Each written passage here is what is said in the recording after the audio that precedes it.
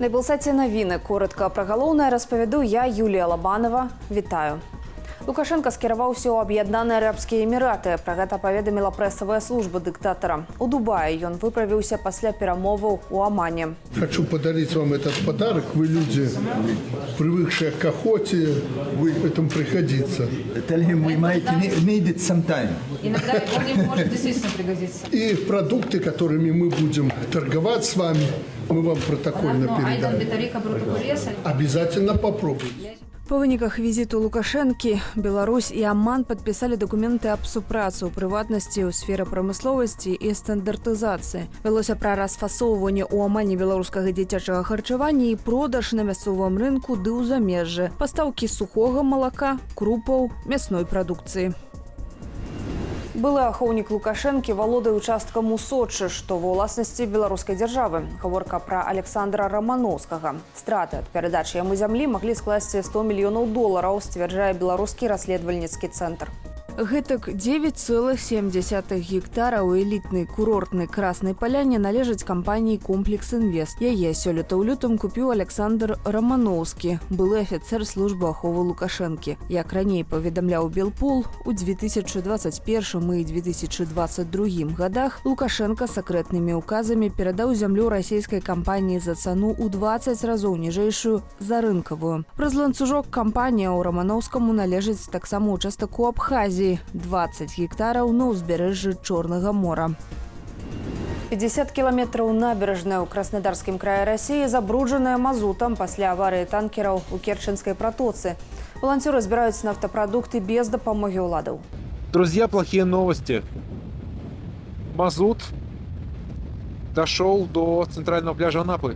Гэтак выглядае пляж у Анапе. Мясцовыя жыхары скардзяцца на непрыемны пах. Цярпяць і птушкі. Іх валанцёры дастаўляюць у ветэрынарныя клінікі і дапамагаюць адмыць. 15 снежня падчас шторму ў Чорным моры на кавалкі разваліліся адразу два расійскія танкеры – «Волганафта-212» і «Волганафта-239». Апошні сеў на мель, першы пачаў тануць. На абодвух суднах былі 29 чалавек. Адзін загінуў, іншых эвакуявалі. У выніку непагадзі ў Беларусі пацярпелі 6 паселішчаў у Слуцкім і Стаўбцоўскім раёнах Меншчыны. Парывы ветру дасягалі 25 метраў за секунду. Ветрам пашкодзіла дахі аднаго жылога дому і 8 сельскагаспадарчых пабудоваў. Цяпер службы МНС ліквідуюць наступствы, распілоўваюць і прыбіраюць паваленыя дрэвы.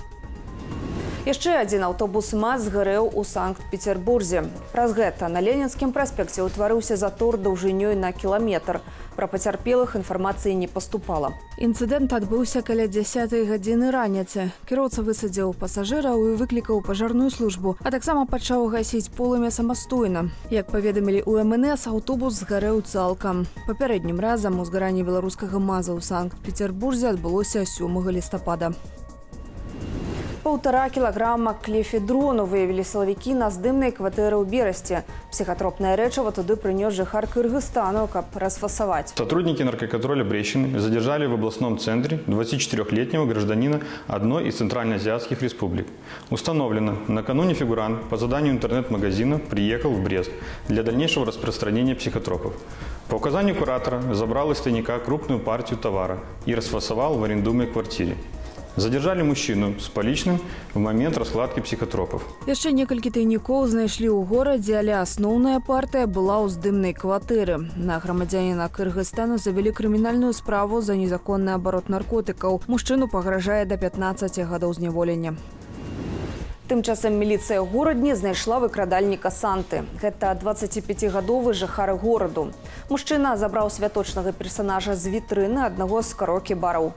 Гэта адбылося ў ноч на 16 снежня. Праходзячы каля вітрыны, гарадзенец забраў з сабою ніжнюю частку Санта-Клауса. Паводле міліцыі, выкрадальнік быў у нецвярозым стане. Палову Санты ён пакінуў у сябе ў дома. Дэкарацыю вернуць уладальнікам установы, а вось выкрадальніка чакае прававая ацэнка ягоных дзеянняў.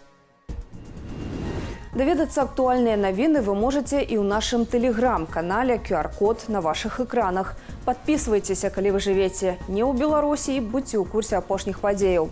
У мяне на гэтым уся інфармацыя, падсумаванне інфармацыйнай карціны дня глядзіце а 20 аб'ектыве. Заставайцеся з Белсатам.